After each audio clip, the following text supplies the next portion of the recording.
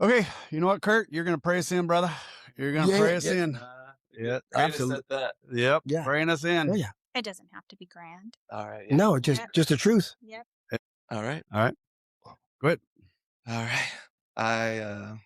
First, I want to say I'm thankful for being here. I'm thankful God has made the connections He's made. He is grand, and every time I look back Mm. and see every connection He's made prior and continues to make, it's a blessing. In the moment, it may not seem like a blessing, but at the end, we see it, and I'm so grateful for that. I'm grateful for the men here, the men I know outside, the lady that's in front of me. I pray that the message that you want me to say comes out and impacts as many people as it can. I know you've been speaking to me in my heart and getting it out, and I'm grateful for Larry accidentally messaging me and sending that message to the wrong Kurt, and me giving an update of how I was doing and it turning into this. Mm. So thank you. In Jesus' name, everyone said, Amen. Amen. Let's go to work. That So was good. you sent a text to Kurt. Yeah. What? Yeah. So what happened was, so I'm trying to remember exactly. Welcome back. This is Larry. I'm an alcoholic. Rob, become alcoholic. So what happened was I was trying to get a hold of Kurt for some. I'm trying to remember a meeting was over and I went to text Kurt. Oh, I know what it was. Is Doug and I went to breakfast afterwards, and he was talking about how Kurt was in the oil industry the same as I am. And so we were sitting there bullshitting, and then when Doug left, I texted him, and I'm like, "Hey," talking about it. He's like, "No, I've never been in the oil industry," and I'm like, "Oh, it's funny because Doug was just," and something triggered. And as soon as I said something else and then it triggered and I'm like, oh, this is the wrong Kurt. I go, hey, Kurt, how are you doing, man? And then he texted me just an absolute book of how he's doing. And I'm like, so let's go back. So I want to start with which is this. crazy because I should Hold know on. what church you We're went to. I getting- saw you not too long ago. exactly. Yeah. Yep. We're getting all so far ahead of Yeah, ourselves son right of a now bitch. because I'm going to back up. So Back up. about 2 years ago, my son-in-law, Eric, he is, he's big in the jiu-jitsu. He goes to a lot of the different areas and everything. He come to me and he says, hey, he goes, I got a buddy of mine that I think you could help. And he goes, do you mind if I have him get in touch with you? I go, no, not at all. Have him get in touch with me. I'll get him out to our Monday night group. So I texted him, and like I said, I can go all the way back. And what's the best part about this, guys, and our listeners, my wife, Katie goes, well, go back on your text to find out exactly how long ago it was. And my very first text to Kurt was on March 1st, 2024. Flipping incredible. Yeah. That was just 2 years ago. absolutely incredible. 2 years today. I sent him a text that just says, hey, Kurt, my name is Larry Shepard. I'm Eric's father-in-law. Do you have time to talk? He says, hey, great. Anyway, so what happened is I got him over into our Monday night group, right? He came in there and he sat down there, and was Kurt. I'm not really an alcoholic. I just feel like I need to be here. I want the consequences to stop. I want the consequences of my drinking to stop.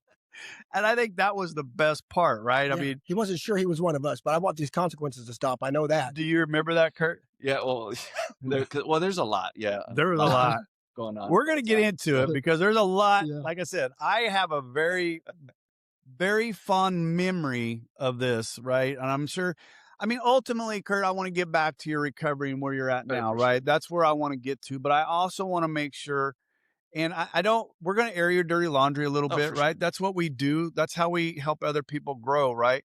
So, Kurt, you came in like once or twice, and more than that. You came in a bit. Oh yeah, it was pretty consistent. Well, I'm not there every Monday, right? Oh, that's right. No, but you were traveling, but he came in a bit. Yeah. He was a bit. So, and then I don't know really what happened. I don't know if he stopped going or what, but so I was going to go to a Tuesday night meeting, our Tuesday night Bible study with Rob and over at his church. And so I literally just pulled into, and Rob has been after me to go to this church go to this Bible study for a while. And I was excited to go to it. Anyways, I pull into the church. I literally pull up and I get a phone call, and it's a phone call I didn't recognize. No, it wasn't him. No, it was the girl. No, hold on. I get a phone call from a number I didn't recognize, and it was Kurt's mom. Oh, she called me. right? She called me and she says, "Hey, Kurt is just in a bad place. Can you come in here?" And I'm sitting in front of the church and I'm like, "Absolutely, send me the address." So I went over there, and at that time, Kurt, you hadn't really hit. You were still had about 10 steps to your stride. You were still doing pretty decent. You hadn't been fired from your work yet. You were on the court had made you it was right. It was the day the court gave you the breath, the thing you had to blow into to make sure you didn't have any alcohol in you. Do you remember that? Yeah, it was that. Yeah, it was the machine where I had to Right. blow into. I do remember that. You had lost custody of your son, and that's what That was set me off. yeah. Yep. That was one of those things where you had to have you needed that, right? So tell me a little bit about that period of your time. What was going on in that right there? How much were you actually drinking? How truthful were you being to the rest of us? No, so truthful, I wasn't. Mm. So so what happened was right when that situation occurred, the divorce was still going through, and the young lady I was with, my ex-wife did not like her. Okay. So she ended up taking me to court, and they started with the drug and alcohol assessment, which I was like, okay, cool, I'll do it, whatever. And that went through, and then that's when we went back after that was done. Because in my head, I'm like, I know I'm a good dad. I know I'm there. She knows Right. I'm a good dad. She knows I'm there. But when all that came down, I was very prideful at that moment. Very A lot of us prideful are. A lot of us are. and angry about that whole situation. So that's when the machine came in, everything came in, and a realization that, oh shoot, this is really freaking happening right now. Hit you hard. Yeah, it hit me hard. It did. And And so I went over there and I pull in and there's mom and dad, right? And Kurt. And Kurt, he was on one, right? He was pissed. He was pissed. And then, and we talked for a very long time. And at that point, you still weren't really like, you kept just saying, I'm not an alcoholic. I don't know why they would do this. I don't know why they would put me onto this. Because you still were not, you were saying that it was one particular moment that caused all these bad things to happen. Do you remember that? I mean, yeah, it was the relationship. Right. I wish I still had to text my mom. I'm sure it does. Where my ex-wife pretty much said, "You chose this path. I told you not to get with her. Boy. You went down this path." Right. And the prideful, I was like, "Yeah, it's my life. I'm doing what I want. Right. I'll show live your you. life." Yeah, no, Yeah. exactly. I'll show you. That was my mindset. Here, hold my beer. Yeah. Watch this. Yep. The things alcoholics will do out of spite. Oh, no kidding. Crazy. No, I know. So that's where my mindset was at. And I was like, because prior to that, I was a social drinker. Right. I would do my thing, but also I wouldn't stop. Right? Okay. If I was having a good time, you're not going to stop me. It was a good time. Right. Always had that mentality too. Everything's That's where the 120. alcoholic was. It's Right. everything I do is 120. Right. Yeah. Right. So that's what I did. I was like, okay, this is happening, and I just remember seeing red. And you were, and we kind of hatched out a plan that night. I was going to work with you. You were going to be in contact with me. We were going to work back and forth. And crickets, man, crickets. I left there and I pretty much told you when I left there that night, I'm like, this is it right here, Kurt. You're either I'm going to help you or don't call me. Right. Don't call me again. Right. Because I mean, there has been other conversations, small conversations in between there. And that's why your mom had reached out to me, because you told her to call me. Yeah. So I talked to your dad and your mom that night. And we kind of had a plan of what was going to happen, right? And then, hopefully just remember, a lot of this stuff is being recorded. We can cut some of the stuff that has to be cut out. At this point, you hadn't lost your job yet, correct? So my job, I didn't lose because of the alcohol. Okay. That's another him thing. Okay. That he did, which was probably the best thing. Okay, good. Right. That ever happened. But yes. He protected you. He did. He did protect you. So why did you lose your job? Or did they just do cutbacks? No, I lost my job because my license ended up appearing suspended. Okay. But it wasn't. Okay. It's weird. Like the weirdest thing. I went to the state. I even drove up there. I was like, how's my license suspended? It's not. So maybe is we bad. should tell the listeners what you do for a living. I'm a school psychologist. by That's the trade. best. I mean, Yeah. I probably should have noted that up front, Yeah, right? Is that that's- this is, I mean, No, we're talking about his I- driver's license. no, yeah. we're not talking about his Yeah. driver's Yeah. license. We're talking about his license Yeah, to to practice. practice. Right. And he works with the kids in the school, and he's going down this path that is not a great path for him to be on. And probably, and you're right when you say that, it probably protected you from something worse happening at that period No, in your I life. agree completely. Yeah. Like in that moment, I'm like, what the You're fuck? pissed, What is right? going on? Right, Mhm. right. And I was angry at him, but I didn't have him in my heart. I knew Christ is there. I know Right. he's the man, but in that time, he was just like a figurehead. Right. Well, you were angry too. And I was angry. Yeah, you were pissed. You were pissed. I remember your mom and dad were sitting there, and you were just spewing some stuff that I'm like, and your poor dad. I can just still remember see your dad's face. Your dad was he was anguished because he didn't know how to help you. I mean, and your mom too. I mean, they just didn't know. And I think the part that hurt them the most is you were still denying. You were still in just so deep in denial And anger. and the anger and denial. And it's just, anyways, I don't want to keep beating up on that, but But I never failed at anything. So in my mind, and that's it, I was failing. Yes. And I'm like, what? the Pride and fuck? ego. I Right. love Pride it. and ego. And I was like, I can figure this out. right.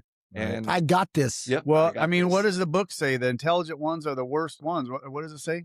It says Because Rob Oh. knows. But no, no, he does. I'm the other way. Because I'm the opposite. Well, because it says in our book that the smarter ones are the hardest ones to convince that they're alcoholics, the overthinkers. And Well- I'll think of it in a minute, but I know it No, I says know it in what our you're book. talking about. Yeah. But see, I'm the one, Katie, where Jay looked at me and said, son, I've known men who are too smart to get this program, but I've never met anybody too dumb. And I was sitting there looking at him. He goes, I'm telling you, you got a chance. And I was like, And I want to say something about my Yeah. dad, the anguish. It's because he's lived a similar life. Okay. Like Okay, if you so look he at saw our it. stories, so he saw, okay. Yeah, he saw it. you know Yeah. everything. And Right. that's why it took him. And your mom lived it with him. So she saw No, it. so she saw it when he had, in my position where I finally got my shit together and saw what was the right thing to do, which is following Right. him. Right. But that's why, because he felt like he failed. I'm like, no, you didn't fail me. I failed myself, but it wasn't him, like you. Yeah. As a parent, too, that's not, I mean, we never want our kids to go through the struggles in which we went through. We always want our kids to have a better Correct. life than what we've had for ourselves. So that had to be crushing for him. Well, yeah, because I always joked around like, is there any other kids gonna pop up? Because he had some kids, and we joke around, and I would always say, I'm not gonna be like you. I was gun ho. I'm not gonna get divorced. I'm not gonna have. Can I say something? Yes. I've said this before many times on the podcast, and I can mention 5 right now just off the top of my head because I've sponsored a lot of men. Mhm. Every man, Doug being one of them, Mhm. that's ever told me that, because we're going through their step work, I was never going to be like my dad. Turned out just like their dad. Yep. Amazing. Yeah. And now I'm like, I love what my dad went through, and I should have been sitting there listening to his wisdom. He never told me exactly what up until like this point, but Let me ask you this, because I have a boss. Should have the camera on him right there. So listen, but what you just said about our kids, Yes, we want our kids not to go through the things we went through. correct. But yet we also want them to have life lessons and have some wisdom, so that they have to go through stuff. Absolutely. We can't protect them from anything. We cannot put a pillow under their ass all the time. But when and how to do that, when it's just, because I got a boss with a silver spoon. And that's the life you'd want for your kids. I mean, he had a great, but now as working with this young man and trying to help him, I wish he had gone through some adversity so he could better get with his men. He could better, it would just be, Yeah, but how amazing for you that you wish your dad would have shared with you his struggles a little Yeah. bit more. But how honest are you going to be with your kids now? oh, completely. Yeah. A lot. Like, yeah. What a gift you're going to give them. No. And I was always that way to begin with my daughter, especially because I helped What are the ages? 18 and Oh, wow. Okay. 18 and 8. Yeah. Oh, wow. She just turned That's 18 on the split. 17th of February. So I always told her, like, exactly the biggest things: be kind, always respect, like the things of basic life. Right. and no one is perfect, including myself.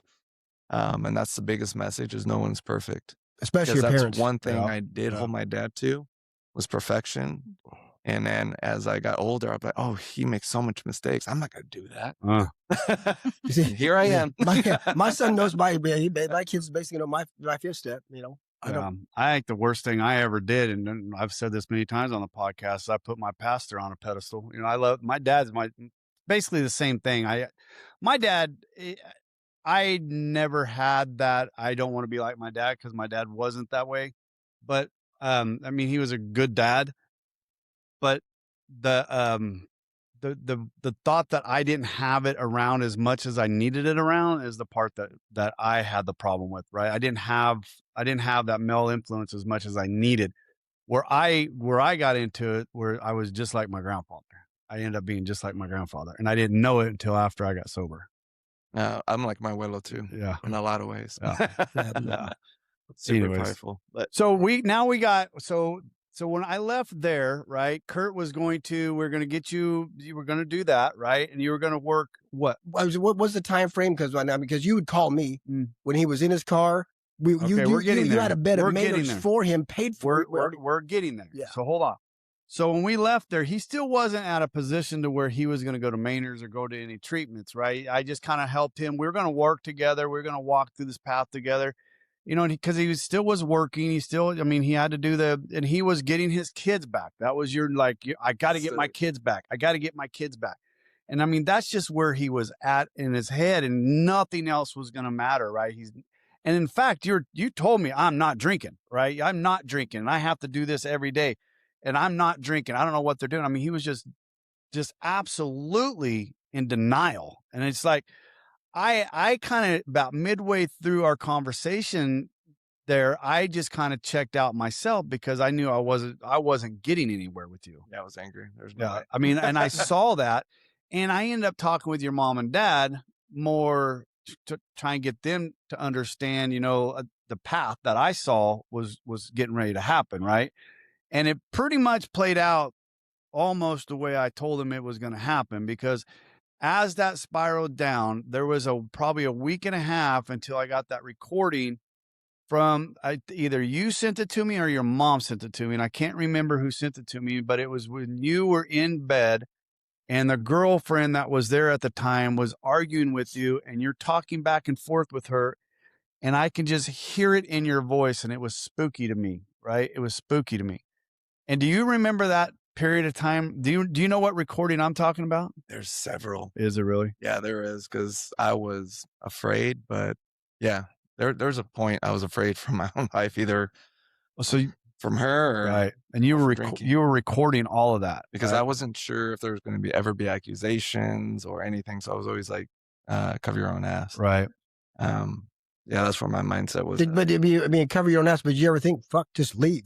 No, because I thought I could fix it. Right. Oh, okay. Yeah, that's what he this. said. Yeah, that's what he said at the beginning. Yep. Is pride and ego was Yeah. telling him that he could fix this, right? Yep. And you know, so when I got that recording, that's when I said it's time for Maynard's. And I talked to you a little bit later that day, and I said, hey, and I convinced you to go this time, right? And you said, yes, I'll go. And I said, okay, I'll be there in the morning to pick you up. So I had set everything up with Maynard's. They had a scholarship for you. It wasn't going to cost you anything, right? So they had a scholarship. So I was going to pick you up in the morning and drop you off at Maynard's, and that's where it was at. And I was so scared when he told me that, because they never, because they're always amicable at night, you know, when they're in the moment. But he wasn't done drinking, because the morning never comes. So I was like, man, if you'll be lucky if he's there. And so you were supposed to call me. I read this text too. Yeah. You were supposed to call me in the morning to make sure you were still going, right? That was the plan. And you never called. Finally, about 11 o'clock, I was like, you know what? I'm going to drive by. So I drove by, and your car was gone, or something was gone. Anyways, I couldn't find you. And I was like, you know what? And this one, I was talking to Rob, and Rob was like, Larry, you got to stop chasing it. This was my first lesson in stop chasing. Don't chase them. You're not going to get anywhere. Just stop. So I had to let it go. And I basically called my contact up at Maynard's and just said, you know what? He's MIA. I don't know where he's going. I was arrested. Yeah, but he got Well, arrested. I'm getting there. Yeah. I'm getting there, right? We didn't know that at the time. No, I didn't. Hey, but right? we were so grateful because what I told him when he called me, I said, Larry, when they're like this, we're gonna, because where you were, right, the next call we're gonna get next from is he's dead. right. That's usually, I mean, and I've heard that. And I was scared. So to when death. we heard you got arrested, we were ecstatic, right, because you were alive. Well, so there was a little bit of time in there. Yeah. So you were MIA. I couldn't get a hold of you. So about 3 or 4 o'clock in the afternoon, when nothing was happening, nothing was called, I finally called Eric and I said, "Hey, Eric, have you heard from Kurt?" And he goes, "No, why?" And I kind of told Eric what was going on, which Eric, my son-in-law, and he's like, "Oh, let me call Caesar, his brother." And he goes, "Let me call Caesar." And so he called, and then he called me back and goes, "Well, he was there, but then he left." I'm like, okay, where's he at? Well, they don't really know, he left. And I'm like, so nobody knew where he's at. Well, lo and behold, you did leave and you got arrested. Yeah, I stopped in front of a liquor store because I didn't want to go home and I didn't want to go to my parents' house. So the plan was to get more liquor and sleep there On the side of the road. in the parking lot. In the parking lot. Yeah. And you had a piece of your bumper was hanging off as well. Of your car. Yeah, because I hit the curve like backing out. Uh-huh. So when I backed out, I went. I know Caesar was a little. I think So. Why did they pull you over? Or did they pull you over? They didn't. I was sleeping. You were sleeping in the parking lot. They just came up. Hey, knock on the. Yeah, someone had called and watching me drink because I was drinking outside in front of the car. Mhm. And then I sat down inside the car, and then they assumed that I was going to take off. But my plan was to stay there because I didn't want to go home because my girlfriend was there. And then I didn't want to go to my parents' house because who goes back home? Yeah. When you have a problem. So that's when he went MIA for a while. We didn't know. None of us knew. Caesar, Eric, none of us knew where he was at. And then I even saw this on the text thread last night. Is when you finally got out, you said, "Well, I'd gotten arrested," and I'm like, "Oh." So then at that point, I think I literally said, "I'm done, dude. I'm done with you." I said, "You know what?" And I was pissed because I'd pulled some favors up there, right? And I was fucking livid. And I said, "You know what? And after Rob and I had spoke, I was like, you know what, dude, if you need help again, call somebody else. Don't ever fucking call me again." And I meant it. Do you remember that? I do. Yeah. And I was And my heart was fucking like, pissed. Man, that's Eric's father-in-law. Like it did hurt me inside, but at that moment I was like, I'll drink it away. Yeah, you drink it away. Yeah. I mean, Hey, hold on. What's your drink of choice? The little 99-cent. What, just did whatever? The little 99 cents apples or there's 99 coconut, baby. Yeah, they're really coconut strong. 99, baby. Just airplane bottles? Little 99? Those things are expensive though. God damn. $1 was cheaper than beer. That is true. And it works faster. Exactly. Yeah. That's what exactly. Yeah. Not proud of it though. So he went MIA when finally, like I said, when he got out, he texted me and I said, "You know what? Don't ever fucking call me again. That's it. I pulled a lot of strings. I don't want anything to do with you again. Good riddance." Right. So I was in Fort Worth, Texas, in a hotel room at a in a conference, and I get this phone call and I look at it, and I was in between meetings, so I was in my room, and I see this phone call and it's coming up and it's Kurt, and I'm like, I don't even know what to do here right now. And I sat there and I looked at it. It must have rang like 4 or 5 times. And I finally answered it. And I go, "Hey," and it's you on the other line. And you go, and you started really kind of apologizing and working through it. And you were in a bad way again. Right. And in my heart of hearts, I couldn't, I always say, Rob says that we all say, "Fuck him," right? "Fuck him. Don't you ever fucking call me again." But we got deep love for people in this pain, right? And so I'm in Texas. What in the fuck am I going to do? There ain't nothing I'm going to be able to do. So what do? I call my boy Rob, right? So I call Rob, and cause you were in a bad way and we needed, and now you were going to go to Maynard's, whether we had to drag you by the toes or fucking not. Do you remember all this? A little bit of it. Yeah. So I get a hold of Rob, I call Maynard's and I do everything, get all that kind of situated again. But this time I want to say they didn't have a doctor, and it was later in the evening, so they couldn't. Right. There's going to be the next day before they can get you in. And then all of a sudden it went MIA again. And I told Rob, and that was the last time we had conversations. Last time. That's the last time I had heard or seen him till how long ago? When I was doing step work with Eric. Just got with Derek. Just got done. Oh yes, at the church. And Derek, I go, next time you preach, buddy, let me know because I want to come hear you. He did, and was I doing step work? No, you were at the church. Doing step work, or what did we just do a service? It was after service. Yeah. And Derek preached, and I came out, and then he grabs me, and I don't recognize him because he looks different. He looks different. I was He's in shape. He's like, "Hey, Rob," and I get this all the time, and I'm like, "Hey, you." I know your eyes said it all. How are you doing? And it's Kurt. I was like, "You're alive." Yeah. Dude, I'm telling you, right? Dude, I thought he'd be dead. No, from where he was. Larry, didn't you see him We with saw his him at the mom at the store, grocery yeah. store? So I hadn't talked to him. You said you'd ran into him, right? You said you'd ran into him. Eric you had came by and almost did like an amends with Eric. Not really, because I'm going to get this out there too. We always say we don't care how you get sober, as long as you get fucking sober and stay there. So Kurt didn't end up not going through the AA with us. Kurt got, just like another very close friend of mine that I coach, Alex, he did the same thing, man. He just buried himself in God and Jesus. in the church, and he's doing amazing stuff that he's doing, and you're doing the same thing. He did. He took one step to Jesus. Right. And it was the right way to go. So he had saw you had saw him. You'd gone and talked to Eric, and then I'm like, that motherfucker, you know how much fucking work I did for that son of a bitch? And that motherfucker, I was fucking fuming. I had to call Rob.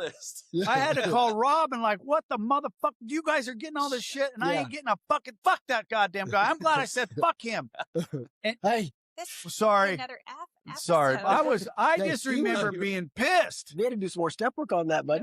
Well, I'm over it. Yeah. I mean, I was pissed. Really? And well, I'm acting a little bit, but I just remember No, being you were mad, buddy. I was pissed. I'm like, he's fucking going around doing amends to all these people, and I'm the one that fucking worked my ass off trying to get that guy in there. Fuck him. And anyways, so I'm walking through the grocery store here, and I hear, "Hey, Larry," and I'm like, "Hey, it's Kurt." I'm like, "Kurt who?" Because that time you had a full beard. Bigger beard, yeah. Yeah, you had a full beard, and I stood there, and we had that awkward conversation of not knowing who the fuck Kurt you are. Yeah. To about 2 minutes into it, I'm like, "Oh shit, you're that Kurt," and I gave him a big old hug. And, then it was, I didn't care. Then you said, that's when you said, I was fucking pissed. I was. I was on my way. You didn't give me time. But you know what?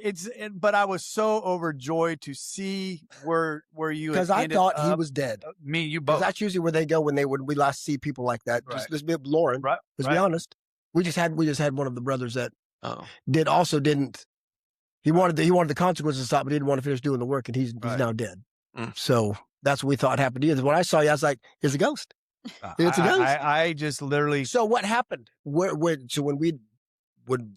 Yeah, where's your bottom, and what did you do? Hold on just a second before you get there, because I am going to let you have the mic here in a second. No worries. So we didn't give him the mic last time, so he's pissed. No, trust me, I could have taken it if I wanted to. I let you and little Katie talk all you wanted, because I knew I was going to dominate this fucking episode. He's pissed. Well, I'm still getting out my resentment. He's working through something right now. Let it happen. Let it happen. No. You know what? The best part is he's sober, right? That's all I care about. And that's all I cared about. I didn't care how you got there. I really didn't. And we say that in here all the time, right? Celebrate recovery, NA, God, however you get there for God's sake. I just hope Jesus is involved. Right. Personally, but absolutely. But I really don't care as long as you're sober and being a productive member. And being a good human being is what we're talking, where we're at. So from the time that I told you to go fuck yourself and don't ever fucking call me again, those were the last words I said to you. They were very hateful words. And I think that's why I was so pissed when I found out that you were doing great. And glad handing everybody else. And my very last words to you were ugly. They were ugly. And I'm like, Sounds like an amends is coming. Yeah. Well, it is. I do apologize. No, I mean, no, I was literally. Please forgive me. I'm sorry. What I said was wrong. I wasn't an alcoholic at the time. I was fucking pissed. But I felt bad for a very long time at how that ended because honestly, I didn't know whether you were alive or dead. And I had called your mom a couple times, and I don't know if your mom didn't answer. She didn't answer the phone. I didn't know. I'd ask Eric. Eric would say, I don't know. I haven't seen him. Don't know what's going on with him. Caesar, neither one would actually even know what was going on. So I'm like, God, my last words to this man was some ugly, ugly words. And then when I hear everybody starts, then I hear that you're doing amazing. I'm like, and at that time, our podcast was going. Because when I got back from Texas, that trip to Texas, soon after that is when I started the podcast. Mm-hmm.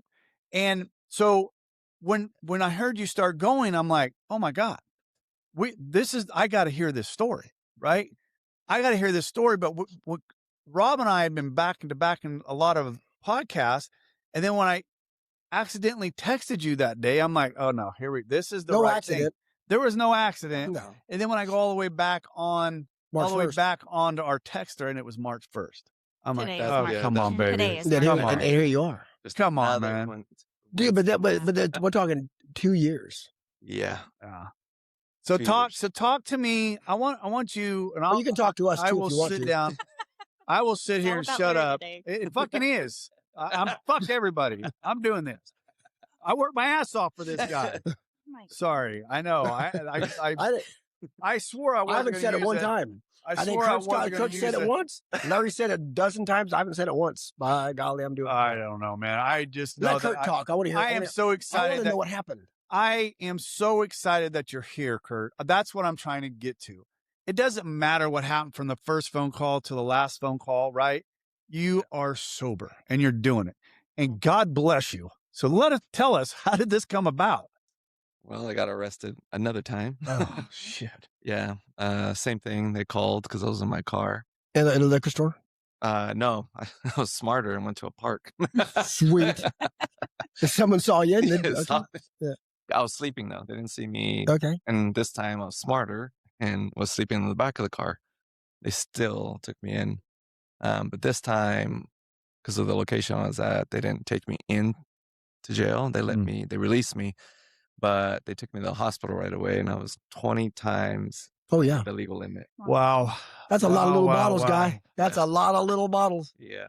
They don't know, like, we don't even know how you're talking, walking. I was like. Was there any pills involved?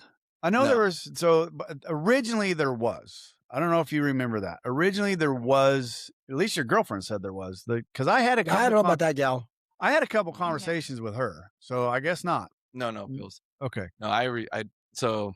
Straight alcoholic. Pills, yeah. Straight, no, okay. Pills. I am afraid of pills. Okay. Because, all right. Then I got some bad information. Yeah, because when I grew up. Don't trust women. I had too many surgeries. Slap her, Katie. Too many surgeries. Too many times of having to get off of Norcos, fentanyl. Yeah. That was any methamphetamines? Huh? No methamphetamines either. It's never too late. No. Rob has got. I am completely afraid of medication. Good. Yeah. No. Well, not good, but anyway. That's a good, healthy fare. Yeah. So there's no such thing. So we'll get to that. But yeah, alcohol. So you got arrested again. 20 times the legal limit. Got out. This time I went to my parents' house because my mom picked me up. My ex-girlfriend wasn't at the house. But still in the picture. Still in the picture because I could fix it. Man, you're hard-headed. Yeah. So I went determined. Are you Portuguese? Mexican. Same thing. Same difference. What are you talking about? We're all the same. Yes. You throw Italians in there, all three. And I got that blood in me Oh, too. you're screwed. But I ended up back at my house in Modesto, the one you saw me at almost rock bottom. I wasn't there yet. No, you're about a month away from it. So the girl came back. We were working it out, but then that's when she started like cussing me out. And I was like, dude, I need you to build me up, not break me down. And I remember I ended up in the hospital, like in Modesto, because I started drinking, boom, boom, boom. And I started puking up blood. Like it was bad. And I called my mom. I was like, esophagitis. Yeah. Vessels start bursting in your esophagus and then you Puke blood. Yeah. Been so there, done that. Ended up in the hospital for 10 days, something like that. I got off the alcohol and everything, and then I got out, still could fix it, went back to the house with my ex, and then she started just doing the same stuff, like going out, and I'm just sitting there stressed, like it's a red flag. I know it's a red flag. How am I going to fix this? But I don't want to start throwing up blood again, because then at that point I was deathly afraid of even alcohol. So I sat there and I was thinking, and I remember hearing this voice in my head: "If you don't leave, you're going to die." Wow. And I had chills. Like I was Wow. like, "What?" And I knew it was also telling me in this weird way, "Don't go out the front door because she'll stop you." Wow. Because that's what she's done in the past. I climbed out my window, out of my master Your bedroom, own house. my own house. Wow. Climbed out, got in my car, and I called my sister Maria. And I was like, "Can I come over? I'm like afraid. Like if I don't go over, Right. I'm gonna die." And I ended up over there with my sister sleeping on the couch. Your girlfriend not even knowing that you were gone at Not that knowing. point. She called me. Right. She thought I was out with the girls. I know, like I had to leave because I had this weird feeling if I stayed, I was gonna die. And I told her that. And I was like, "You can even talk to my sister. She's here." And obviously that didn't go over well. But I knew if I went back, I was gonna die. Whatever God was telling me, how he made me feel. Like I've had this conversation with Caesar, and he goes, "That was the Holy Spirit, like talking Right. to Amen. you." For And sure. For I sure. am so grateful I did leave at that point, Right. because if not, I But hey, definitely. let me ask a question now, believers. I don't know if our brother heard that same thing. I wonder how many people hear that and don't heed the call. I think a lot. I think a In lot. my I think a opinion. lot as well. Right. I think a lot. I mean, I call that the sidewalk's end, where the sidewalk ends, and that's why that tattoo's right there, right? That's where I heard him, is when I got to the edge of that sidewalk, right? Got right there, and I had to look over the edge, and behind me was her and my kids over that. I could have stepped over that other side, and I would have lost everything, but it would have been easier because I didn't have people yelling at me, cussing at me, telling me to stop drinking, stop doing all this stuff, and I would have died. I without a doubt, probably within a couple months, I would have died, because I was at that point in my life. And when I say I was at the sidewalk's end, I was literally looking at death over the edge of the sidewalk. And it was one of those things where I saw it and I was like, nope, I'm turned around. And literally when I say I turned around and Katie, her mom, and Miranda was standing there. And I knew right then I need help. And I said nothing else but take me to Maynard's. And I was done. And you did the same thing. So from sister's house, what did we do? I stayed there on the couch for about 4 months, and I was going to church every Sunday. Really? Was she living in your house? Who? Oh, that whole time, your girlfriend? Crazy. Yes. Yeah. Good. God So- bless you. I was paying with what I had left up until I had absolutely nothing in the bank to pay anymore. And at that point, I had to let the house and everything go. And I told her, I was like, "I have nothing. The licenses, I have it, but I can't work because if they looked me up, I wasn't in the system, which I was in the system. Whatever that was, God was giving you time to, and he did it to heal and grow for and the to heal. whole year. Ugh. I was on like that for the whole year. So 4 months I was with my sister.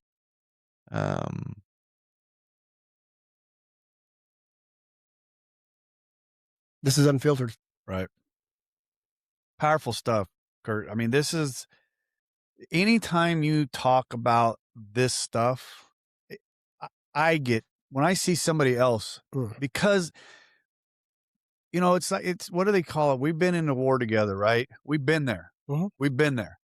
And to see another brother that's been there and to work his way back. Well, he right now he's feeling the pain. Yep. And we're getting ready to feel the joy of, right. I mean, the gratitude of what God does for us. You're reliving that pain right now, right? You're reliving that pain. And you know what? I pray that pain never goes away. When you recall it, that pain is real. Oh, yeah. And that pain, it hurts just as bad when you recall it 15, 20, 30 years down the road. We have brothers that have been out 23 years sobriety and went back out drinking because they forgot what that pain was. No. 12, 14 years, they go back out because they forgot what that pain felt like. So 4.5 months, you're going to church every day. You're with sis. Yeah, with zero in my pocket. Zero. No drinking. No You're drinking. just. So was that so? And you weren't working. Weren't working. So when you got out of the hospital after the esophagitis, Yeah. you stopped drinking from then. That's the last drink. That's the last drink you've taken.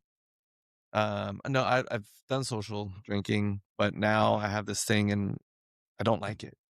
It brings that fear back. Right. So like my sisters, they'll ask me, "Oh, do you want one?" And sometimes I have one, but then I'll do like what I'm doing here. It just sits there. And that brings me back to those memories. So that's why I don't even like it. Right. So I DJ too on the side.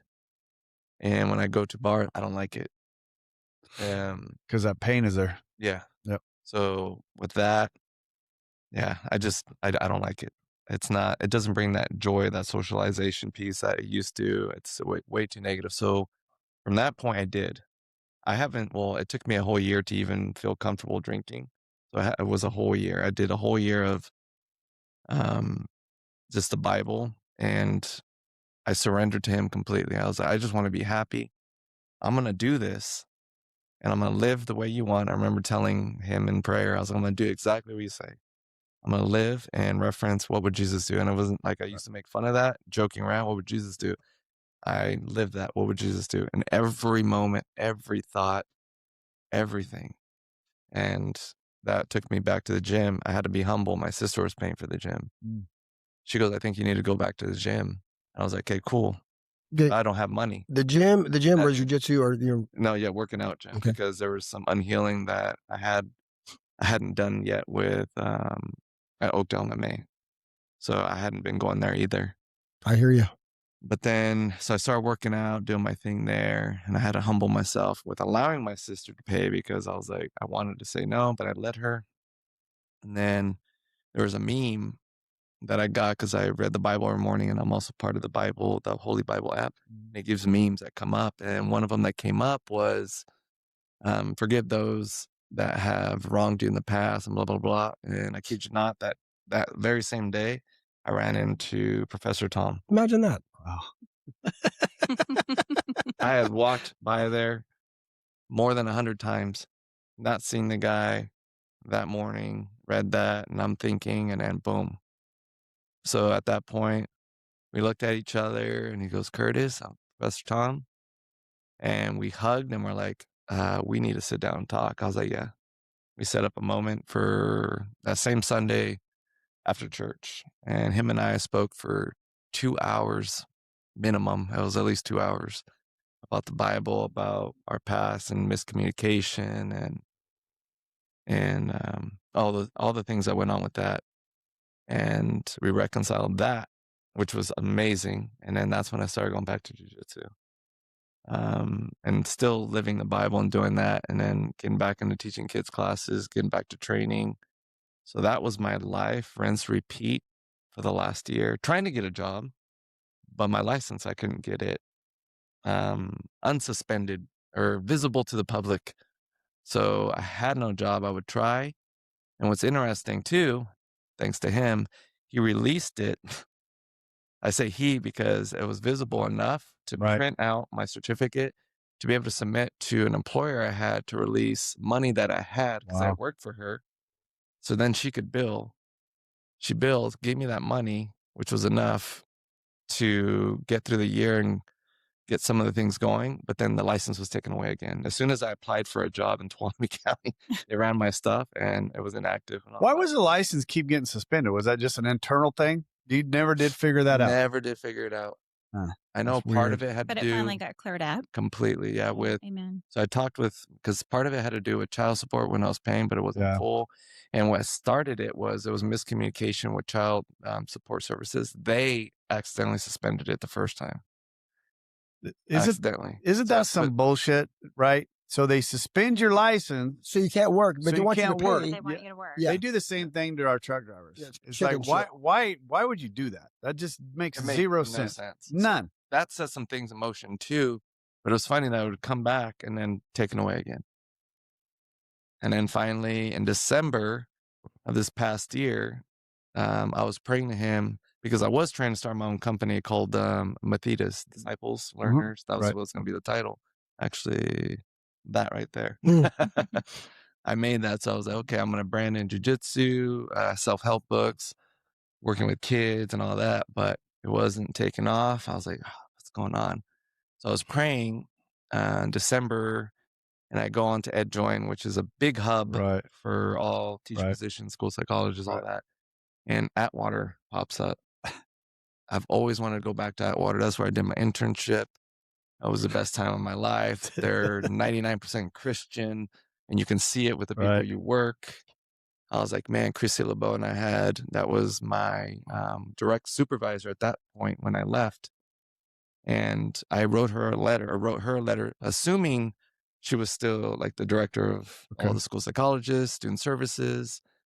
And I wrote everything that had happened, from the kids being taken away, from my DUI, just put it out there. I was like, I have to, it's going to You come did up. your fifth step. It's just to going to her. come up. Yeah. That's Exact- what he did. exactly. He absolutely Yeah. did. You did. So, I mean, and we've had this conversation before. I didn't mean to break in, No, but it's I fine. mean, we've had this conversation before where people will do the 12 steps, not realizing that they're doing the 12 steps. And That's what good. you That's- literally did right there fifth is your step. fourth and fifth. Yeah. You absolutely did your fourth and fifth step right there. Okay. What Well, that that's what I was. did. And I like repentant to her too, obviously to him, but That's about And 8-9. 8-9. Right. Yeah. Right. in my decision making. And that same day I dropped all the letters off. I applied. They called me back for an interview the following Wednesday. My license is still suspended. You can't see it because I would check constantly. I'm like, oh my goodness, if this is meant to be, Right. it's meant to be. It's in his his hands, right? He knows the direction I'm supposed to be going in, right? So I didn't stress. I would pray, and not necessarily for the position. I really want to know what he wanted out of me, and I still do, because I still think he has something for me with kids Mhm. in all directions. But yeah. like you said before we started going, his timing is yeah, not it's ours. everything. It's not- coming. Yeah. It's his timing. And when you don't fight it, it comes easy. When you're ready, yeah. When As you long as you're don't, working, you're right. right. Oh yeah. Right. Keep Stay- moving don't forward, blah, blah, blah. Right. don't pray for a hole while you're leaning on a shovel. It's smooth but hard. That's Yeah. what No, so for weird. sure. Yeah. Best way to put it. That's a good way to put it. Best way to put it. So I go there that Wednesday. I do my interview, and all the old supervisors and old psych that I knew, they were on the panel. I did the interview. I checked my thing. It's still not up. I look up on the wall, and I see Christy Lobo. I'm like, what? She's a superintendent of the whole district now. The one you wrote your the amends woman to. you One, I wrote the wrote letter my to. amends to. That is that I was like, no way. you're in his arms more than you can even Yeah. I fathom. know. So I walk out, Good grief. and I stopped by a few of the schools. I talked to Mr. Kuykendall, which he was a principal Yeah, here he at was here Watford. for a while. Yeah. Yeah. But he was a principal I worked for there, and I stopped by and talked to him, let him know, like, just being honest and humble. And he goes, no, it's okay. The principal that was hiring, she's the godmother of his kids, or vice versa. So he knew, he put in a good word, and he's sitting there like, you got this. You were amazing when you were here. It would be a disservice if they didn't hire you, blah, blah, blah. I was like, okay. I was like, no, if it's meant to be, it's meant to be. Right. But I wanted to stop by and say hi, and I do appreciate the text to her. And then I stopped by another school and meet she's now a VP, but she was a resource teacher. We talk, and I walk out of that conversation, I check, and my license is back up. I was like, oh my goodness. So then there's that stress. It went away. And everyth's quiet though. Crickets. I don't hear anything. Kuykendall is writing me. I feel like, have you heard? Andrea's writing me, the VP. I was like, no, I haven't heard anything. I was like, they're like, no, they have to. I was like, you've worked for us. They know how you work. I was like, this is meant to be. It's meant to be. I would love to be back. I've always wanted to be back in Atwater. I didn't want to leave Atwater. So if it's meant to be, it's meant to be. And then 3 weeks go by, and I get a call, and I get the position. And I was so thankful. But then I go and take my fingerprints. Oh boy. I thought 3 days, and boom. 21 days of going by. They're hurting for the Right. steak. Right. And I'm like, I don't know what's going on. Like, I'm just gonna go do them. So I told the HR director what I was doing, and I went and did them. And then the ones I did Friday cleared that Monday. So I don't know what the holdup was. If it was teaching me patience. Always. His timing, his timing, his I time. have this. You don't have this. It's No. like, Yeah, it's Who's just in control here? yeah, that's Yeah. exactly what I was like. Yeah. Just staying as calm as I could, but obviously I was wondering, like, okay. So I was actually getting my mindset prior to like the 19th day. Okay, if it's not meant to be, it's not meant to be. It's something in Atwater. That's what I was like telling myself. I need to be in Merced County for whatever reason. So that's what I was planning on doing, but then everything cleared, and so I've been there. How long you been there? 2.5 weeks, 3 weeks. Oh wow, that's fresh this is then. Oh, it's almost fresh. 10. Yeah, I'm telling you, it was yeah. nothing. About living the off same of time as I mom, texted you dad. to come on the podcast. Actually, yeah. Wow. Yes. Wow. That's it's amazing. I it's just amazing how sometimes we just absolutely it gives you almost chills. I mean, to see, Gives you God bumps. yeah, What are you to talking No, it see does, what yeah. Oh, you the have God, gone, exactly. see what you have gone through, and for me, I got to have like the bird's eye view of it, right? I You mean, saw me. yeah, I saw you at the worst. And And- apparently, Curtis, you pissed him off. You just so you know, if you didn't know that, you pissed him off. A little venom from that guy. What did Coachetta get? Coachetta got mad because she didn't get invited to those Wedding. people's weddings. wedding. That's the same way. Yeah. That dude's out giving everybody apologies, and I'm not on the tour. God But bless him. hold on, but in my defense, he didn't give me the apology. We just talked. I mean, we just, hey Rob, and I I was like, think the thought that he saw that you guys were all seeing him Yeah, I and get tell it. him and and he seeing looked how great. good He looked good. He was like, everybody was just, oh Yeah. my God, he looks so good. He looks so good. And I'm like, motherfucker, I want to see him. But I swore I wouldn't call you. Yeah. So I couldn't call. That's where my pride and ego came Yeah. in at. Yeah. No, you That's made funny. that clear after that. Oh, that when Yeah. I can honestly tell you exactly where I was sitting. I was sitting on my bed looking out the window in San Antonio, Texas. I think I said something else. I was in San Antonio, Texas at a trucking convention for fuel, and I'm looking out that window, and I just remember hearing you and going, you know what? Don't you fucking ever call me again. You can lose my fucking number. And I hung up. And I was okay, but in Larry's defense, that's his way to protect him because after that he called me and he told me what he said. And I said, well, you got to let it go because I'm gonna be Wise honest. man does step back. Well, I'm gonna be honest because in your position, they usually die. We usually get a call, so that was his way to protect himself because he cares too. I care. He gets too much too emotionally invested. I used to too, but you got it. But so he did. That's his way of. If he did hear you, well, I told him to fuck that guy. But he didn't really mean it. He didn't mean it because every time you'd call, if you're ready to go, it did sting. So well, yeah. I was like, all right. In a moment, he probably did. I had to build it up. That's why I started with Eric. Yeah, the one that Baby I never steps. see, right? The one Yeah. who's so agreeable and so kind. I know. That's Eric so would accept funny. anybody. Yeah. So yeah, like I said, when I texted you the other day and that was the accident, I'm like, and because it went back to when I saw you in the store, and I'm gonna be honest, right? So you see these guys that have their holy rollers, right? All of a sudden I'm saved, and they got it for a couple months, and then they go right back out because they didn't take care of the actual problem, which is themselves, right? So I didn't see you for quite a while, and then when I texted you a couple weeks ago, and you still doing well and everything's looking good, I'm like, man, this guy's story's got to get out there. It's got to get told. One of the things you said, and I just want to clarify something. You said that you can still drink from time to time. Is that right? Yeah. And you're okay with that? I am, but like I said, the one thing it brings back the memories. So Okay. it does. I usually don't end up like finishing it. The most I've had was on my sister's birthday. We went out to the whole family, my parents, her sisters, her husband's sisters, my cousins. I had one right there. And then what ended up happening, actually, my sister ended up finishing it. I was like, Hey, perfect. Rob, I'm going to ask you a question. Is he an actual alcoholic?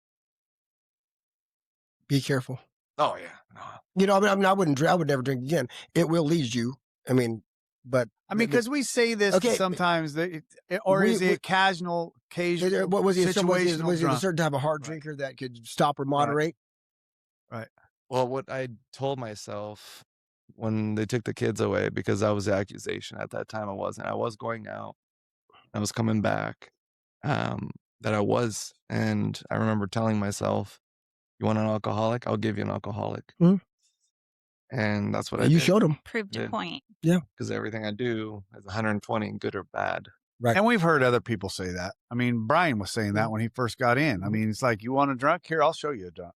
Right. I mean, that to me is not, I don't Here- know. I think that's that debate. And Well, the only person that can answer that question Is him. There's two. Right. God and him. Right. Yep. And But also, because of the pills and everything, I do have an addictive personality. I yeah. think so. That's what I'm telling you. Because I've grown up at the age of Be 12 careful. with narcos, Right. all the way through pain management, fentanyl, because I had 27 surgeries. So little by little, my tolerance grew. Right. So once that part of your brain Yes. tastes addiction, Right. it doesn't go away. No, But not at all. the way he was drinking when we were trying to work with him, yes, that's alcoholic behavior. No, and Period. That's alcoholic thinking. Once again, Alcoholic behavior. Yes. the reason why I asked that question is because we may have some listeners that go, if he could sit there and open a beer and never touch it, he's not an alcoholic, right? I mean, for me, if I take a sip of that and it's a beer, it's going down. I don't have any problem. If I take knowing a sip for- of that and there's a beer, there's something wrong with me. It's going to be Jack Daniels. But my point, Rob, Yeah, no, I you and know. I couldn't sip No, on I any cannot. one of our drinks, Maybe right? I might be able to get away with it once or twice, but eventually, a week or two, a day or two, I'd be gone. Hello, Mr. Methamphetamine. Yeah. We're gone. Might as well, right? Because I would be gone. I don't have another sobriety in me. I don't have another recovery. I have another drunk probably. I don't have another recovery, so I'm not even going to. I don't want to drink anyway. I don't want to. But I would tell scared you, myself be careful. enough. I know. I scared myself with that enough that it's just not enjoyable. Right. And I do know the way the brain, because I am a school psychologist, right? So I got to study the brain. And he's right. I think that was the most ironic thing. When he told us that, because of the shit he would tell us, Right. like when you would come to the meetings. Yeah, but the shit you would tell us, and we would joke with you, And by the way, guys, he's a school psychologist, Mhm. But you can't. No. You had to tell yourself. You had to be convinced yourself. Yeah. I think I used to say that to you all the time. Because I would be telling you how the brain works, and I'd be like, "Motherfucker, you should know this shit. Why am I telling you? Because I got this. Because I got this. I'm gonna fix this. Why do I have to tell you this shit? You know this." But I mean, it goes. How many therapists and psychologists are alcoholics? I mean, probably a lot, and they're the ones that should know it the best. But now he's got another feather in his cap because of this. What do you mean? Yeah. Like I wouldn't listen. I wouldn't listen to shit he had to say to me about alcoholism or anything. Even though he may have the book knowledge, he never walked it. He doesn't know. different. I'll listen to you, Okay, but now right, he's got both. right. Right. No, for sure. He's armed with, so he can touch more than we Right. can, Right. which is awesome. No, that's And what and now he's got Christ, and he will touch. God's going to bring, and he's got young lives that he can maybe help avoid the shit that we did. So God bless That's you. true. right. Where are you involved at? Are you involved in the church? Are you doing service in the church? I'm not doing service. Pastor Barry did approach me once to see if I was interested in doing something like that, but I don't know if I have the time because of jiu-jitsu and the things I want to do with jiu-jitsu Yeah. with God, Right. because I've Well, actually you got kids there. Yeah. You got that's your ministry, man. So I got Tuesdays, Thursdays. When do I get my one-on-one, because I was involved in this a little bit. When do I get some one-on-one? I need some help. I need some extra work. Let's go Yeah. anytime. I got the keys to Oakdale, hey, we can go to any point. Yeah. There's another gym we can get you into too, Yeah. just in case. I mean, the Gomez brothers are right there. I was going to say, There might be an Eric Gomez that Eric- you guys Eric are just- really close with. Yeah, We know. he just got home. He literally just got in from Arizona.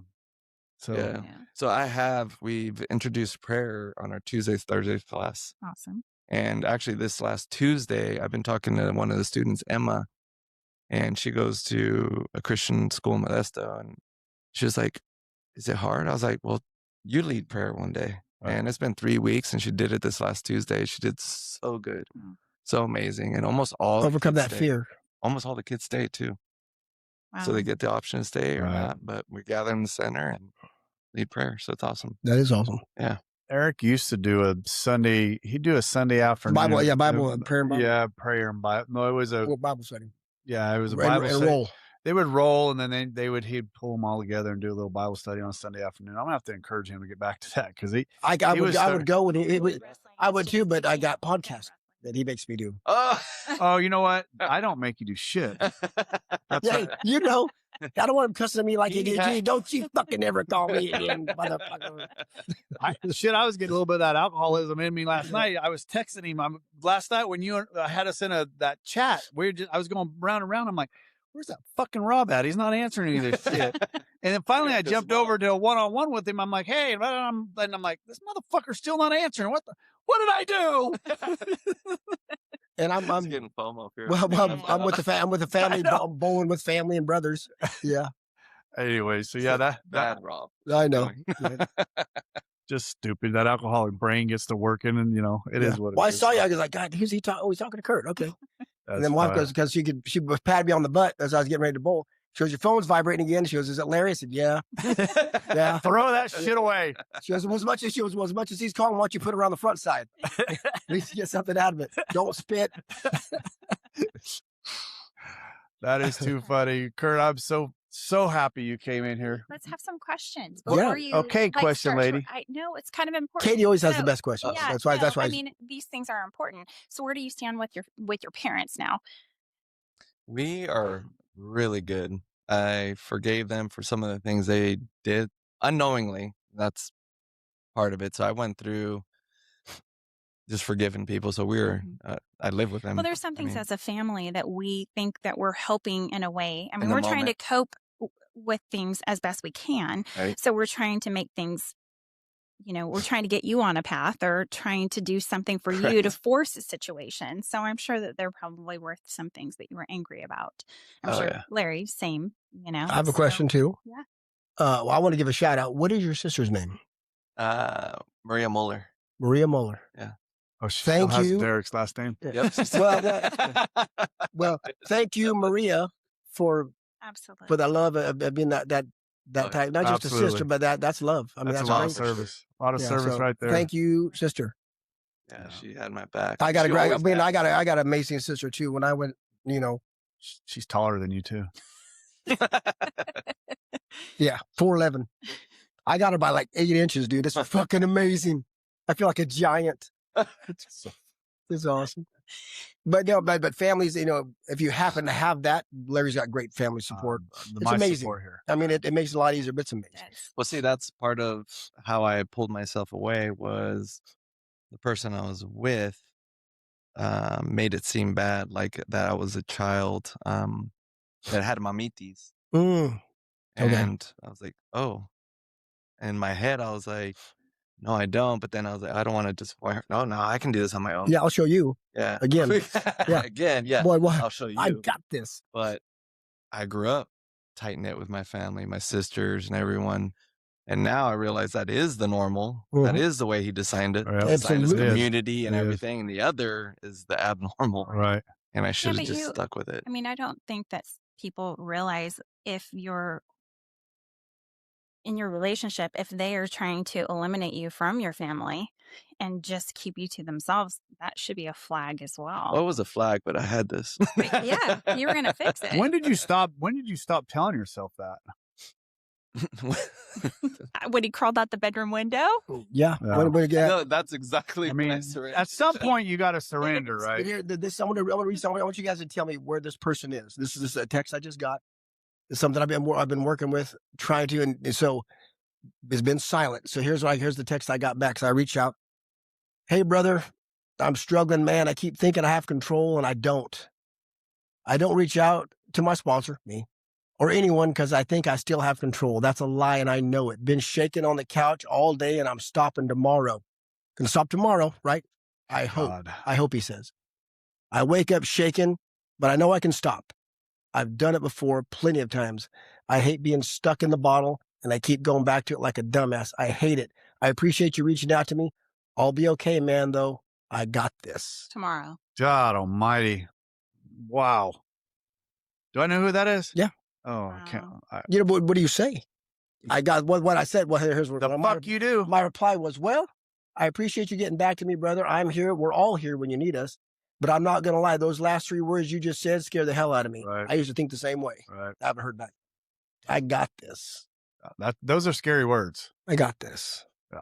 No, you don't. Horrible. We don't got No. Jesus got it, but we ain't got it. Yeah. That's How's it. that worked for you Yeah. so far? Yeah. Right. Yeah. But again, I've been that idiot.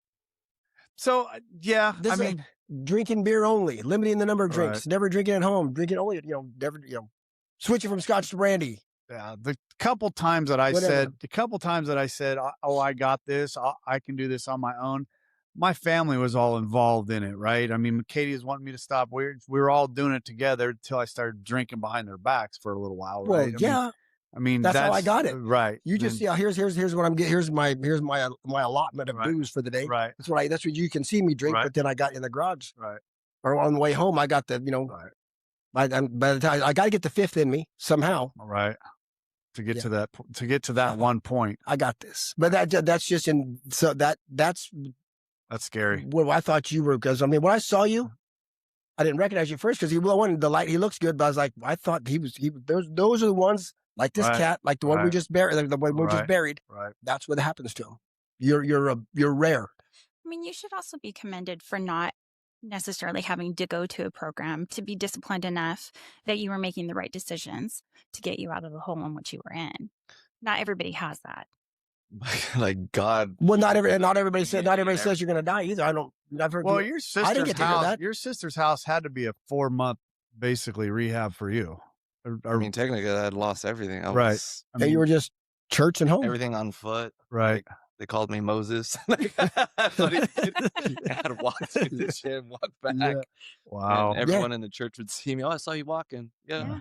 That was me. And I owned it. Like, I took pride in it. I was like, yeah, I am Humbling. Or you were humbled. Yeah. You were I was like, humbled. okay, I have nothing. And that's what Yeah. that's what it needs. Pout Right. Or enjoy the moment, enjoy the sky, Right. enjoy the weather. Right. And I think And that's where. but not have the crazy. Mhm. Not have that crazy. We realize, okay, that had to be great. And I don't want to blame her because she's whoever. Never met the woman anyway, but that was It's unhealthy. just the words. Yeah. The words. And I see it. Like, I saw it then, but again, that's when I had it. Yeah. I got this. And that's a bad way of thinking because we are not designed that way. We're designed to lean on Him. Yes. Yes. That's right. 'Cause Never. we'll let you down. I'll let you down. I No, promise exactly. you. I will let you down. I promise you. And I tell people that now. And I tell kids when I counsel, I was like, when I can, because they actually have a Christian club at the school I'm at, which is awesome. But I was like, the only person you can 100% rely on is Him. That's it. Everyone Full is trust. fallible. Yeah. Full trust. That's what one we talked about Saturday. You know, Rob's favorite thing is you didn't walk up to that chair and kick it and Test it. test it and make sure it was going to hold your weight. You just sat your ass down. That's 'cause you trust. trusted. That's faith. Right. We don't do that with God. Right. Say that analogy is probably one of the So people say, favorite- well, I don't know how to have faith. I'm just not a person of faith. Bullshit. You just Just trusted. you just trusted that chair 100%. I Last saw you. Boom. And Put your fat ass in it. That's faith. That's faith. So and that's it. You just Yeah. trust. a little bit Right. of trust. Trust. It's action. And You then, get- and what is that? That comes with practice. yes. Yes. But it's got to start somewhere. Little Right. little steps. Little You- steps. you With got- us, when we are broken like Right. this, Right. with someone like Katie, Right. she didn't have to. We had no choice. Right. I mean, we had choices, but Yeah. when we were finally broken, I don't see solid ground, but I have to because it's the last step on the Right. block. Somebody who doesn't have to go through that, it's a little bit different. Right. Just baby steps, baby steps. I had a full year of Him showing me. That was amazing. And I Well, then the Big- culmination of that, of when you finally looked and there's your license. mhm. Yeah. Uh-huh. I mean, Yeah, no, and, that, I was like, and when there's no doubt. That's why do you believe in God? When you ask, Right. you believe in, he's going to say no. Did you? It's a knowingness now. You know. oh, I You know. know. There's And a- just the simple happiness that He brought me. yeah. He wasn't bringing me money. Peace. He wasn't bringing me Peace. anything. Peace. And He gave me what Serenity. Serenity. So, yep, Serenity. what I needed, Yeah. not what I wanted, Right. Right. which was I had a place to sleep. I had food in my belly. Thank you, Maria. More- yeah, Yeah. thank you, Maria. And you weren't wanting for nothing. No. Yeah. Yeah. I mean, isn't that amazing though? You can be at that point in your life and not wanting for anything. Everything ripped away from you, but not wanting for anything. Perspective. Did you write very much during that period of time? I wrote a lot. Did you? You ever go back and read it? No, I'm writing a book. Like in That's so yeah, that I haven't read it yet. you haven't gone back No. over the last and read it. So you are writing a book. Yeah, Wow. that's why I was telling you. I was like, I want when you wrote me, I was like, man, because that was on my heart. Right. How do I start getting that out there? Right. That whole year, Right here. or actually 2 years. Well, I'm gonna tell you, it started March 1st. Yeah, It started March 1st. 2 years ago. If you want Exactly. a date, To the day. you want I a can't date. forget the date now. No, Yeah. March 1st, 2024, to me is when that shit started. Something got you to Eric, to have Eric reach out to me. You know, whether you had said something to Eric or whatever had happened, but Eric reached out to me and said, can you reach out to this guy? And I did. And that to me is when I from what I witnessed, I don't know what happened prior to that, but man, what I watched after that, whew, I mean, you took my 15 or 20 years of drinking and condensed it down to a couple months, right? I know. Yeah. Nice. And you did it quickly. And it's like, I never seen anybody burn like that since. It was insane. And you're a miracle. Don't ever forget. No, you are absolutely, a miracle. Most people where you were are not here. No, They're not here. no. So Yeah, never. but there was still, even in your story, there's some true blessings of how God did shield you from Oh, I like know. things that could have been much, much worse. So Oh, for sure. amazing. Absolutely amazing. Isn't it crazy how we Yeah. look back on some of the stuff Well, that we happened? definitely have a God of Right. hindsight. Oh, 'Cause yes. in the moment we Yeah. can't see. We're so can't see past our own pain. We can't see past our own misery, our own bad decisions. Right. Yeah, no, I went back to, like I tell my mom, I'm the same person, but 120% better because of him. Now he is at the forefront in everything I do. There's nothing I can complain about. I could have a shitty day and it's still better than Right. Yeah. the world. Right. Yeah. That's one of those other things we just talked about. You know, even in your shittiest day, it's still way better than our best day drunk. I just only because of that peace and that serenity that's inside of us, right? I mean, I can go through the worst day you could possibly have, and it's still better than than any I've done day it. I had drunk. I've done it 8 hours of chemotherapy. Yeah, I've done it. Yes, you have. Greater Right. than, oh God, I'll take that over any day drunk. Yeah. Right? Oh yeah. That's so weird. So where are you at with your children? That's still, I'm leaving it into the hands of God right now. And that's what I've been fighting instead of the courts. Because the courts, it wasn't doing anything. I got sucked into my feelings. That was the big part. I'm like, dude, I'm here. I've been a good dad. I work with kids. I love kids. Like, she knows better. I understand I hurt her, but I didn't never hurt them. Right. So every chance I get, he's there. I give him my Bible. He's interested. Anytime he's with us, we take him to church. He loves it. And I just make sure I'm here for you. When you want to see me, I'm actually gonna give him a cell phone. That way he can reach out. And I'm hoping that what she sees out of me, that she sees that I am the same person but better, and that she starts allowing him to come around more. Because I don't know if I have the strength yet to do that court battle. No, you're leaving in the right hands. He'll take care of it. So every chance I get, we walk. He's been reading Derek Muller's daughter, Chloe. Mm.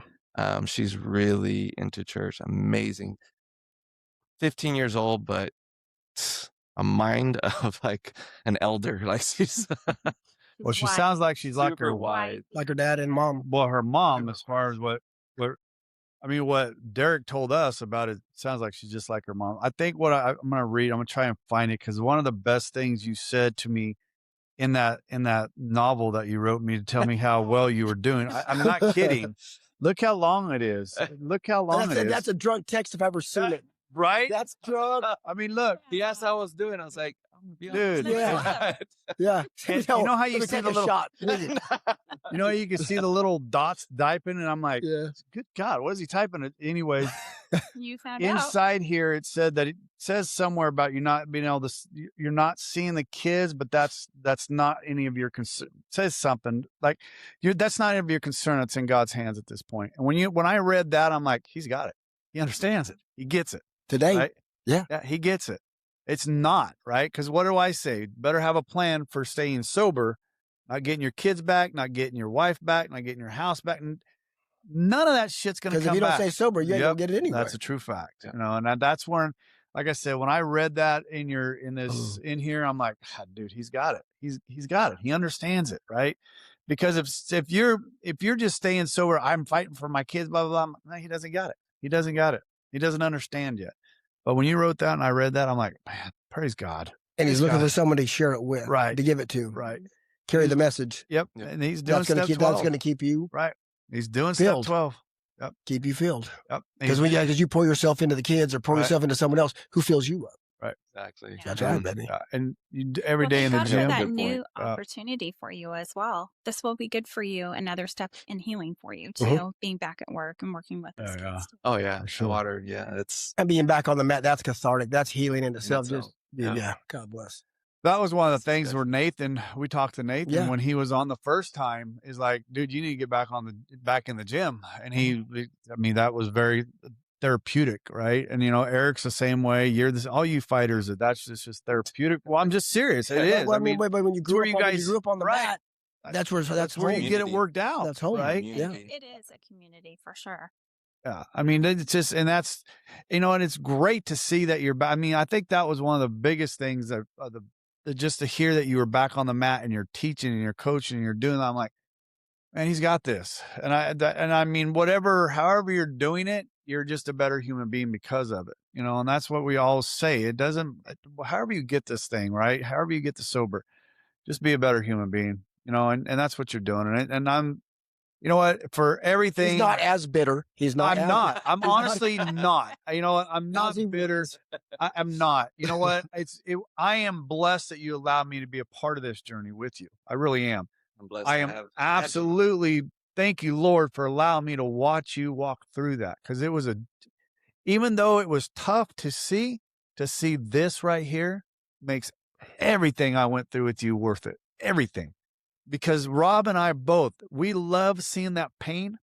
We love seeing that pain. We laugh. You know why we love seeing that pain? Because we know the other side of that pain is the joy that we see. We know that joy is there. If you make that transition. But if the pain's not there, but we know the recovery's not there. When that pain is that deep and we can feel it and we can see it, they're ready. Right? They're ready. They're that, and then we're going to show you another side of that pain, and then to remind them to don't ever forget that pain. Don't ever forget that pain, right? And I said that before. The minute that pain becomes a settled dust in the rearview mirror, you're in trouble, right? And I firmly believe that. Or when adversity comes up and you say those 3 words that we just read, I got this. I got this. No, you don't. Right. I don't care what it is. Right. No, we don't. I mean, I turned to him right away. Right. It's so much easier, isn't it? It is. Oh my gosh, so much easier. That 3rd step prayer right here, a 3rd step prayer that I have right here. I did not learn that 3rd step prayer until probably about a year into it. I read it, obviously, in the steps. But it took you a while to memorize it. But man, it took me forever to memorize it. And once I got it memorized, and I was like, wow. That's why I start my day every day. Well, right. We thought it was, who do we think it was? I start my morning with please, and I end my day with thank you. Thank you. Yeah. I thought it was Madeline, but I heard it from one of the speakers over there. But that's the prayer I start with, and I just Wasn't started. that also what she started her day with? Oh, yeah. Well, she started her day with the specific page or something. 62 and 16 and 63. Yeah. Anyways. Wow. Anything else before? There she is. I have a question because Rob is kind of critical about Celebrate Recovery. Was that part of your journey at all? Celebrate? No. You just church. Just church. But not Celebrate Recovery. No, strictly. Do you even know what that is? No. Good. I'm just kidding. Hey, and I bust people's balls. I'm just kidding. It's just even as Chris, my brother Chris, who we love, he got away from it too. It's just so. If you get help from that, right? Fantastic. It's so flipping watered down, though. For someone when the condition we were in, you will die in there before you get the help you need. It's helped a lot of people. God bless them. It's in Big Valley has it. It's the church's version of the steps. But the reason Chris got so disillusioned with it, Chris Lytle, our buddy, was our counselor at Maynard's, because he tried to bring some more of this and some more fire, hard hitting, and they were so we tried to do the same thing at Shelter Cove, and they shot it down. And guess what? It basically just that. I think that's when because we tried to do their thing, but bring a little more hard pipe hitting. Right. Let's get some recovery in here. Well, they wasn't doing it their way, so it just dissolved. And guess what? It dissolved, and you didn't help nobody because whatever. Well, that's not Christ. I mean, everybody who comes and sits and tells us their story is really their testimony. Yep. Yeah, same thing. It is. So you have a heck of a one too. I love it. It's everyone he's put in my life. Oh yeah. Like I've reflected all the way back to like second grade, right? And I'm like, I see what you were doing, right? And I see how you develop me in every season and how I'm transforming and continually building me. But it is so weird to me. It's just mind blowing now at this point. Like I have so much faith in him that it doesn't matter what someone tells me. I'm like, I'll still stick with him. Yeah. Like, if they say but, I don't do buts with him. No, right? No. Yeah, but you've worked it your own way too. It's not like you've really had direction on how to handle it. You've just turned everything over to him. I really did surrender. Right. Beautiful word. That's the word. That's surrender. Because it's not the Bible, by the way. It's Benjamin Franklin. Says God helps those who help themselves. God helps those who come to the end of themselves. Right. Like we do. That's when we'll stop saying, I got this. Right. Okay. I took it as far as I can go. I'm out of plans. Right. I have no fucking plan. When you go, I said that's my first F word. Sorry. I'm out of plans, God. I'm sorry. I'm out of plans, God. What would you do? What would you have me do? I overshot my quantity by about 30. Because of Curtis, you were so mad. You wanted to get. You'll be adding to the swear jar. Yeah. You're going around everybody else. Oh my God. I was wondering how I was going to handle that when he got in front of me, how I was going to handle that. Now, obviously I didn't handle it very well. I thought you did. You need to make an amend. I did. I mean, like I said, it was you know what though? I never had a resentment of you, right? Of any of that. I never had a resentment because I had worked it out with Rob. Oh, I got the call right after you. Right. But I was this mother. Guess what he's doing? Guess what he said? I was making my way around. You know what? Sometimes those are slower to come around, and it was in the perfect time. So see, it was his timing. It really was. He had more growing to do. It really was his timing. Another thing, did we talk about your connection? His connection with your 4 weeks ago? Our guest 4 weeks ago. Did we talk about that on there? We started. We started with a phone call, but that wasn't recording. So Derek, thank you, Katie. See, that's why the brains of the operation. So hold on, just the looks. Hold on. We said Mueller, and we said, well, that's Derek's last name. So we joked about it, but bring that all in. No, we didn't. No. I'm talking just right now. You said you asked his sister's last name. That's not how the connection was made. No. I asked him where he was going to church. Yes. Okay. Let's put it all together for us. What? You came in, I said, oh, so you asked where I went to church. Because I went to church. I said, what was the message? And you started telling me, I go, well, by the way, where do you go to church? And then he told me, he goes, with Pastor Barry. I said, I sponsor his son-in-law. And I said, that's my sister. That's my sister's ex-husband. I was like, yeah. What? We heard all about her here on the podcast a while back. I lived it. Yeah. But so she's seen every bit of it. Yeah. Yeah. And I've seen him from his works to where he's God bless you. No kidding. Thank you. No kidding. Yeah. Yes. It's amazing what because I always had a sense of his heart. And to see it actually come out, so you see it, has been amazing. Have you talked to Derek much about this? Have you? A little bit, but not too in depth. I know some of the triggers that led to it, but not. Oh, he's gonna hear Derek will hear this. I mean, you guys now you have a new. Yeah, because when you left, you can bond about the time.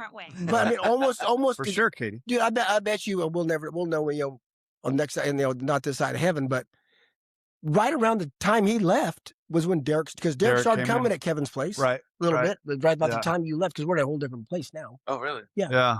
We're at the quilting shop. We got by the liquor store, right by your church, right across. We got.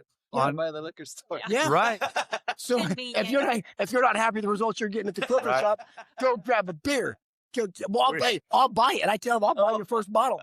If you ain't happy here, I'll buy your first bottle. By God. We got like 25, like between 20 and 25 that show up there almost every Monday night. Yeah. It's Oh, huge. that's God, nice. God has blessed it. Right. God has grown that little group. Right. And it's Crazy. not That's AA. double the size. Yeah. From when I was there. We pray in, we pray out. It's just, Right. we go through the book. Yeah, it's good stuff. Yeah. Just like what you missed. But I mean, right when he left, Right. brother came in Yeah. Right. because you weren't ready. He was. That's funny. Yep, that's Yeah. true. Maybe your sister needs some help after dealing with two of you alcoholics. No, she's a pro now. Is she? So She wait, knows the hey, stuff. here we go. The She's ones that we can't, patient. the ones that we can't handle are going to Maria. What's up, Larry? Mr. Derek, what are you doing? Just hanging out with the family, man, getting them all packed up for our trip tomorrow. Tell me it's on the podcast, by the way. Do you have, oh yeah, you're on the podcast, by the way. I'm recording you. Oh, hey, what's up, guys? Not a whole lot. We have a guest. We that have a you guest. may or may not know. Yeah. What's Yeah, up? we're just gonna have him say, we're gonna have him talk to you, see if you recognize the voice. Guest, would Okay. you say hi to this man? Hey, Mr. Derek, how's it going? Hey, what up, brother? How you doing, man? Isn't this a small world? That is so funny. That It is a small world, man. And were you, how long you been in our group, Derek? Were you not there when No. when Kurt was coming in to No. us? No, guess not. No, I wasn't. Yeah. That is so funny. Man, what a Well, small Kurt world. said he got back from church. I said, well, what was the lesson? He started telling me the lesson. I go, well, first, where do you go to church? He told me where you go to Yeah. church. And I said, he goes with Pastor Barry. I said, oh, Barry Tuggle. I go, I sponsor his son-in-law. He goes, oh, Derek. He used to be my brother-in-law. Like, That is, what? Yeah. that Yeah. is so See, God funny. is Funny so how good. that worked, that our story went like a couple weeks right after each other. That is so funny. So funny. So where are you packing up to go? So we're doing a church conference in Kansas City. Oh, so Pastor Steve's going to be there too. So we got our Tuesday night men's Bible studies off for this week because Pastor Steve's going to be back there too, Newbaum. So Yep, he'll be yep. with you. Yeah. Okay.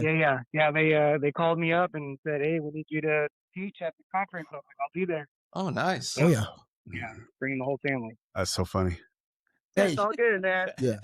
All right. Well, you guys All have right. fun with that, man. I can't wait to hear that. Oh, it'll be a good one. It'll be a good one. Wait till you hear this. All right. We'll see you. Love you guys. See you. Love Love you, you. buddy. Bye. She has a nice new sofa. we should get now some because tape. I put an indention in the first one. Yeah. That's funny. Okay. Are you done now? No, I think I have my questions answered. Thank you. You're welcome. Good. God, I'm glad I Like, invited it's you. just, I don't. I those- know, baby. sometimes I'm these giving you a hard time. stories, These two baboons. She's right. decide not You to hear what ask she the called question. you? She's She absolutely called you she's a right. fucking baboon? He's the size of a baboon, though. Yeah. I ain't. I just don't throw my shit. Thank goodness. It's Hey. time to go. Kurt, God bless you, man. God bless you. Thank you. God bless you. Thank God everyone. bless you. I just absolutely, I'm so glad you said okay to come on and telling this story. I'm just glad you're alive. Yeah, no kidding. No kidding. You know, and to tell your story and to know that you have, you know, and when Katie was hesitant to come onto the podcast, right? Now she loves it. She comes on here all the time now, but when in the beginning she was hesitant. But it's like, babe, it's not about you. This ain't about you or her or me or Rob. Yeah. It's not. Right. It's about who we can save. What he is or going to who- do with this message. Or who he touches through Yes. whatever. I don't know. We don't- See we just get it out there. Mm-hmm. Whatever stupid stuff we throw out there, however this gets out there. if it 99 gets out coconut or coconut 99 there- Yes, however it gets out touches there, it gets that one. out there. Yeah, the one gentleman. I mean, I know of 3 people for fact that's in recovery and is working because of this. There probably is some more. We got an email from a guy that had a 45 in his mouth and now he's listening. Literally, I could read it on here. And now this podcast is what he looks forward to every week to get his Hey. So amazing. for Poor what? poor fella. Looks forward to these us jokers. But God thank bless him. goodness He does. God bless him. Right. Yeah. Yeah. I mean, it's just so, but that's all we do, right? We just come here and we put it You know, out. for see, somebody to that's come in. something because I've had the Colt that's under my pillow. Right. I've had that in my mouth in sobriety, right? You know, early sobriety. I shared that with my I son know, the other I day hate when you we even were. telling that story. Well, it's I hate it. I hate hearing if it keeps someone from pulling their trigger, Right. God bless I them. get it. Yeah. Yeah. Those are rough. so yeah, Those are rough. All right. I'm done with all of you. his ADD is Yeah. through the roof. Can't Curtis, tell. thanks, man. I Thank appreciate you you. guys. Thank you. Thank Grateful you. you came. What? Recovery Unfiltered Unfiltered podcast at gmail.com. gmail.com. Email us Right here. at recoveryunfilteredpodcast.com. at We will do gmail.com. our best to We answer fixed it all of your today. emails. We did.